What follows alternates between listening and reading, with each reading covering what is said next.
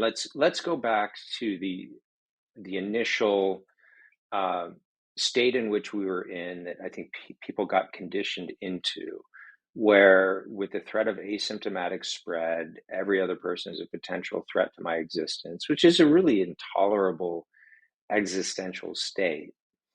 Um, and that, we can only all be safe if everyone is safe. Therefore, the dissidents or the people asking inconvenient questions or the people who are not going along with the program, even if it's part of the program that seems illogical to everyone, like mask when you stand up, take it off when you sit down.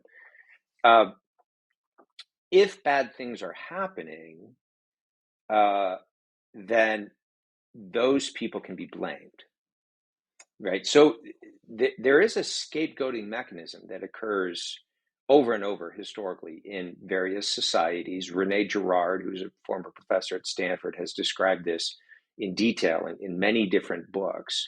But he talks about it in the context of human beings are mimetic creatures. We imitate not just one another's behaviors, but we imitate one another's desires, right? And that can create situations of social tension and conflict. And that conflict is often resolved, as he showed in his work, through this scapegoating mechanism, which temporarily can let off some steam.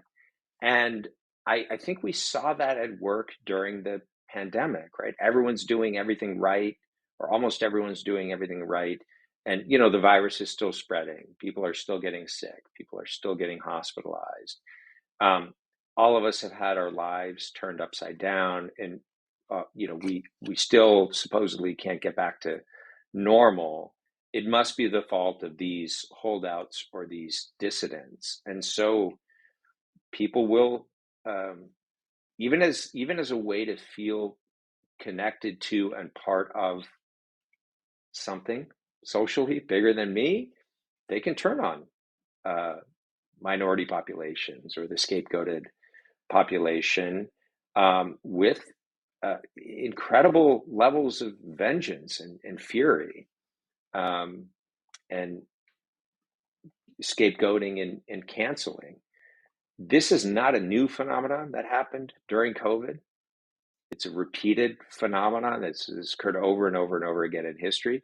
But I think COVID provided a particularly intense laboratory where those social dynamics played out, because the level of anxiety and tension in society was so high, um, that we needed release valves. We needed a way to, we needed cathartic ways to deal with that pervasive, prolonged level of fear and anxiety. And we needed ways to exercise social solidarity. I mean, you think about all of these measures separated people from one another, right?